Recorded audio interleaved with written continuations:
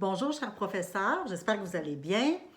Je prends quelques minutes pour vous parler des modalités d'enseignement pour l'hiver prochain.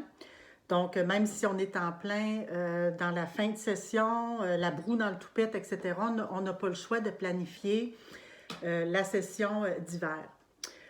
Euh, on a élaboré à la direction des études les modalités d'enseignement pour l'hiver en partant d'une part des consignes évidemment du ministère, tant des ministères, tant du ministère de la Santé que du ministère de l'Enseignement supérieur. On a tenu compte aussi des commentaires d'étudiants parce qu'on a distribué un sondage à nos étudiants cet automne et on a tenu compte, bien évidemment, des commentaires de vous tous au niveau des programmes, des départements, à propos de comment s'est passée la session d'automne, puis comment vous envisagiez la session d'hiver. Alors, c'est à partir de ça qu'on a créé notre modèle là, des modalités d'enseignement. Alors, je vais vous inviter à ouvrir le fichier que je vous ai partagé par courriel. Donc, soyez pas étonnés par toutes les couleurs. C'est simplement un guide dans le temps pour essayer de planifier finalement comment on va basculer, comment on va assouplir nos modalités pendant la session au fur et à mesure qu'on se dirige vers le vert. Alors, ce que je vous dirais d'entrée de jeu, là, qui est le plus simple, c'est que notre ligne directrice, c'est de garder les mêmes modalités qu'on avait au début de l'automne dernier. Donc, au début de l'automne dernier, si vous vous souvenez, on s'est dit, tous les étudiants de première année ont leur enseignement en présence. Les étudiants de 2 et 3e année ont l'enseignement en présence des cours de la formation spécifique, donc les volets pratiques des cours de la formation spécifique, et le reste, la formation générale, était en ligne. Alors, on s'enligne justement pour garder les mêmes modalités, sauf que il faut avoir la réserve du rouge. Donc, c'est-à-dire que même si on veut mettre en place les modalités qu'on avait au début de l'automne quand on était dans la zone orange, il faut penser que lorsqu'on va débuter les cours le 18 janvier, on va être encore en zone rouge. Donc, on se souvient, zone rouge, dans le document que vous avez, c'est la colonne complètement à gauche. C'est la formation doit se donner entièrement en ligne, à moins qu'on ne puisse pas autrement former l'étudiant ou attester de l'atteinte de sa compétence. Donc, actuellement, si vous vous souvenez, depuis le 8 octobre, on est passé à la zone rouge. Et c'est à ce moment qu'on a eu la consigne de la ministre de l'Enseignement supérieur qui nous a dit, ben c'est ça, vous basculez entièrement en ligne, sauf ce qui est essentiel d'être fait en présence. Donc, au moment où je vous parle, on est toujours en zone rouge. Le nombre de cas diminue pas dans la province. Donc, il faut penser qu'au 18 janvier, on pourrait être en zone rouge. Alors, si vous voyez dans le document en bas, il y a comme une ligne de temps. Évidemment, c'est un estimé, on n'a pas de boule de cristal, on ne peut pas savoir, mais on a présumé que, par exemple, du 18 janvier à mi-février, on serait en zone rouge et qu'après ça, ça irait un peu mieux.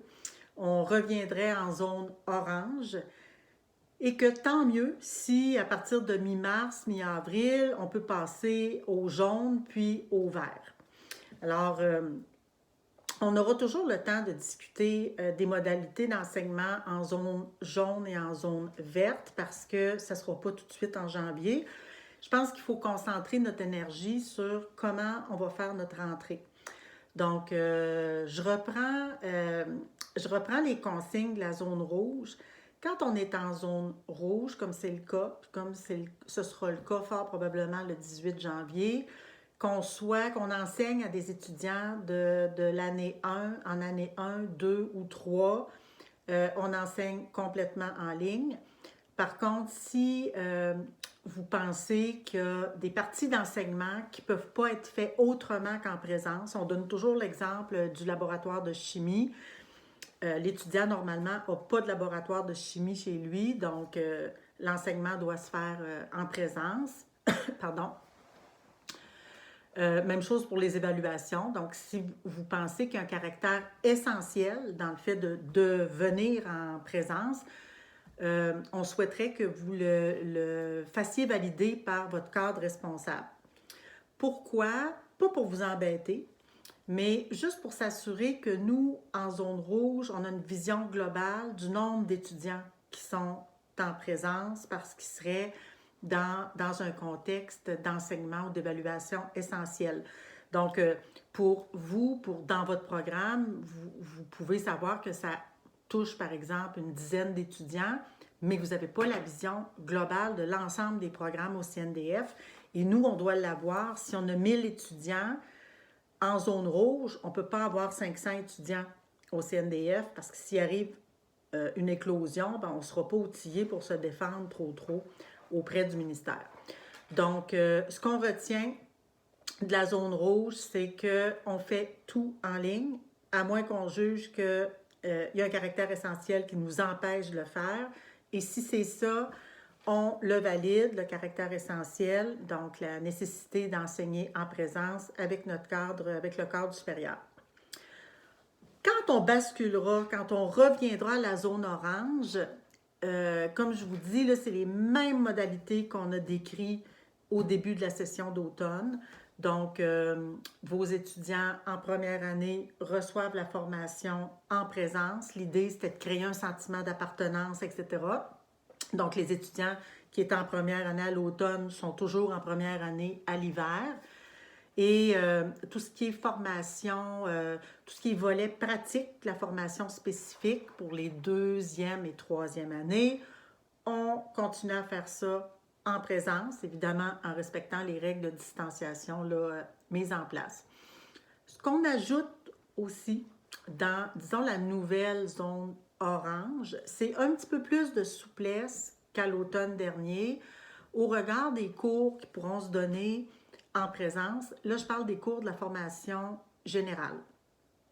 Donc, on va permettre, par exemple, pour des cours de littérature, les cours 101, 103, d'avoir leur groupe. On va permettre aux professeurs d'avoir leur groupe en présence une semaine sur 2.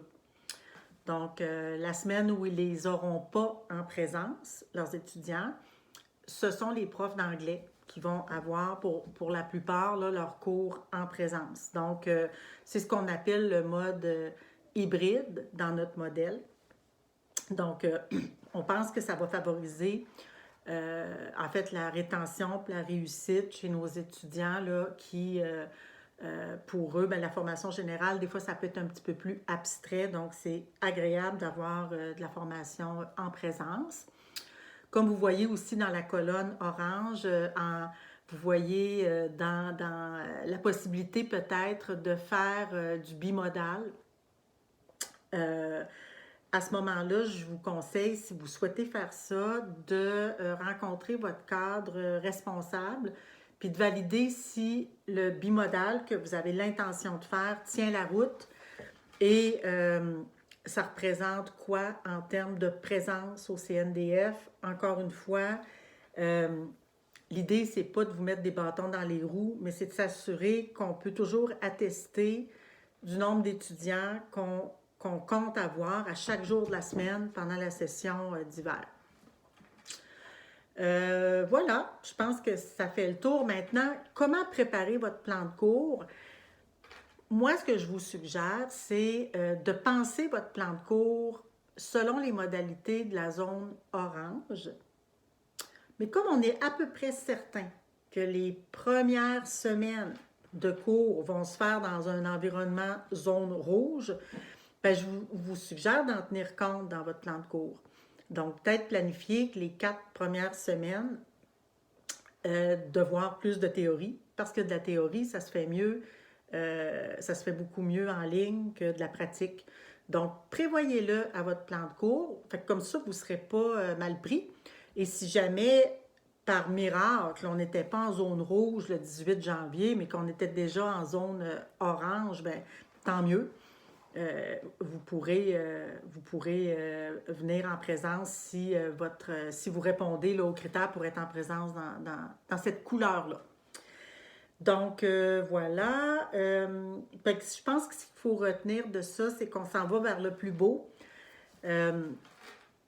Quand on a commencé la session d'automne, on était en zone orange et les étudiants ont adoré, ont vraiment apprécié leur expérience parce que ça a fait en sorte que beaucoup d'entre eux étaient avec nous en présence. Ça a créé des liens d'appartenance.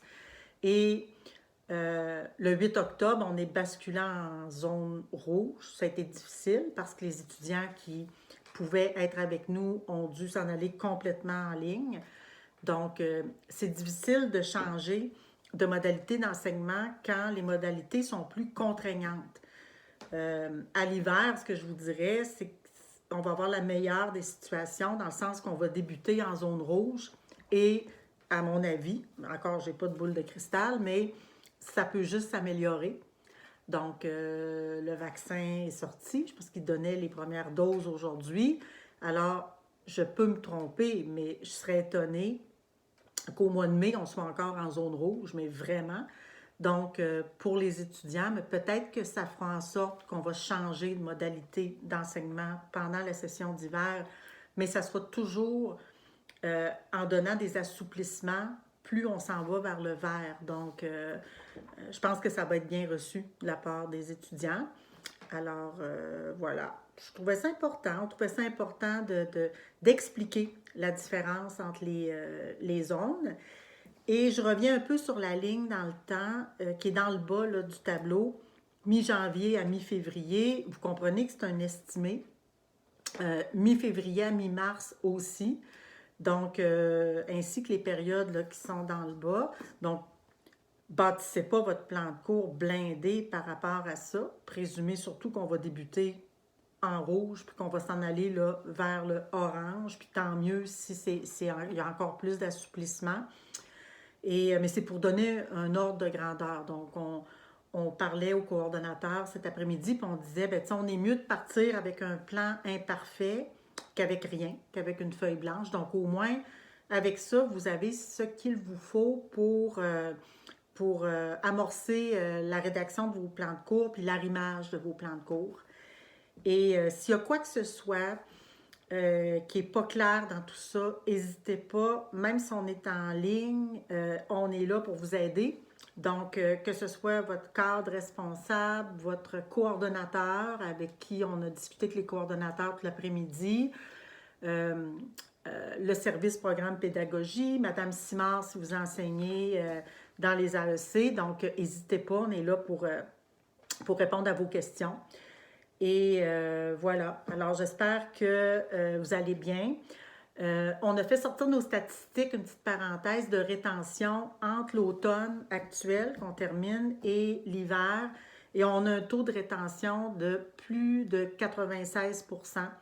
Ça veut dire que autant au niveau du DEP que du DEC que des AEC, vous avez réussi à rendre votre enseignement non seulement intéressant, mais suffisamment essentiel pour que, même en période de pandémie, les étudiants choisissent de revenir l'hiver prochain. Alors, pour ça, je vous remercie beaucoup parce que cette rétention-là, elle se passe surtout dans la classe avec vous et vous avez fait un travail incroyable. Je vous remercie. On n'a pas perdu ou pas d'étudiants dans un contexte de pandémie où tout serait permis pour que les étudiants se découragent et qu'ils ne reviennent pas à l'hiver, mais au contraire, donc moi, je n'ai pas vu ça souvent dans le réseau collégial, surtout dans le contexte de pandémie. Alors, merci beaucoup. C'est le plus beau cadeau de Noël que vous pouvez faire à la direction des études. Sinon, je vous dirais, on va probablement se voir le 18 à notre party de bureau, party virtuel. J'espère vous voir là. Et apportez donc tout votre matériel avant de partir en congé. On dit qu'on va débuter en zone rouge, mais vous vous souvenez, l'an passé, il a fallu fermer le 13 mars et on s'en attendait pas. Donc, je ne pense pas que ça va arriver, mais mettons qu'il y aurait un confinement et qu'il faut poursuivre notre enseignement, mais que les portes sont barrées du CNDF.